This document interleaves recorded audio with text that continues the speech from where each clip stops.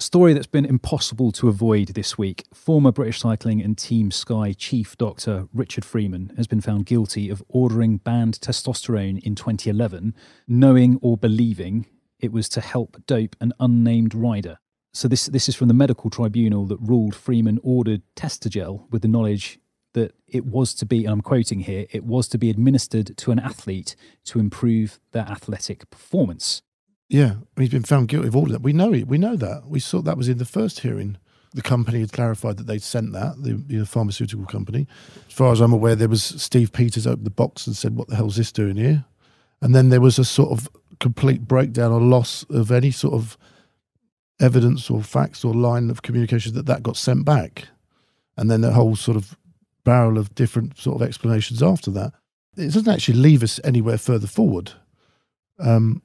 Yeah, we know he's found guilty. Of course we do. I mean, the thing should never have been in the bloody building in the first place.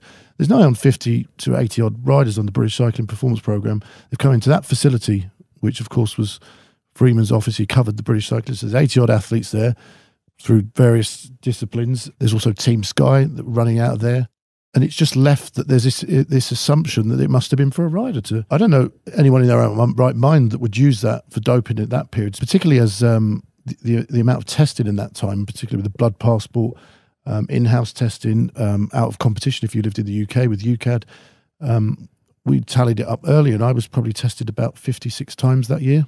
And I was winning a few races and stuff as well, which puts you in more of stringent testing. But it doesn't, as I say, yes, we know the testosterone gel. No, there's nothing new there. But what needs to happen now is to alleviate this assumption or this kind of cloud, that loves to be banded round that it must have been for a rider. Well, not necessarily. It might be for a staff member. It might be something for a female athlete. It might be for someone from another sport. Who knows? It seems odd that no one flagged it up. It seems bizarre that an organisation funded by public money, because it's not just necessarily Team Sky as well. What T-shirt did they have on this day when this came in the building? Was this under Team Sky? Is that another barrel of they've all got to deal with?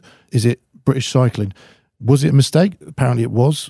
Then it should be easy to substantiate after that and show factual evidence of some sort of line of communication that they got sent back. I believe there was sort of all sorts of willy-nilly months later. Yeah, Freeman originally said it was a mistake, and then he subsequently said he said it was Shane. Ordered it for Shane Sutton, Sutton. Is that right? Yeah. They never flushed down a toilet. Who knows? The whole thing stinks to high heaven, yeah. But was it 10 years on now? It wants looking into further. Yes, he's been found guilty, and they've come into the building. It falls on his head. Who else's head does it fall on? But from here now, can we have a look into it a bit more? What exactly happened? Someone must know, because otherwise, duty of care. My son's got into British cycling setup at the moment. It's like your kid's in there, and is this sort of stuff going on where accidentally a load of testosterone gels coming? No one knows. You're jeopardising and your duty of care towards athletes and people's kids and people's husbands and wives and people that are in there. In this great British system that we've got, which we've won all these Olympic medals over the years, funded by public money, that is not good enough.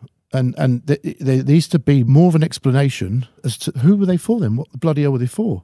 I don't think for 1 minute they were for any rider at all. I don't think that wasn't the type of system that was run. That wasn't the remit. It just isn't. Of course, that leaves this cloud over it. I understand that because it makes a bloody good story as well. But this one is a bit different and there's something else going on, and someone knows something, and I don't quite know what the hell's going on. But it needs a follow-up now, We've waited all this time, found guilty, but we knew that anyway. But this whole thing about, the charge was that they were for a rider. I don't think anyone was in that game of doing like that, or stupid enough, because, you get caught the amount of times you've been tested. But if they was aware of someone, if they were for someone in Team Sky, then... that should have been acted on, because they would have seen it with in-house testers. Why you have in-house testing, which goes against the whole thing of sort of, zero tolerance and all this on drugs. But it's left this now where there's no actual, conclusion. It's just, it's guilty of the charge, but with this sort of side piece that maybe to dope a rider. Well, I don't think so, to be honest. But that's the way it looks, and I understand that.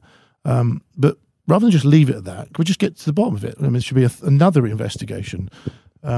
And I think that's probably the best way to do it. Yeah, and with a team and a structure that was founded on this idea of marginal gains, how has the record keeping and the oversight been seemingly so slipshod that we're now in this position where we find that something like this has been able to happen.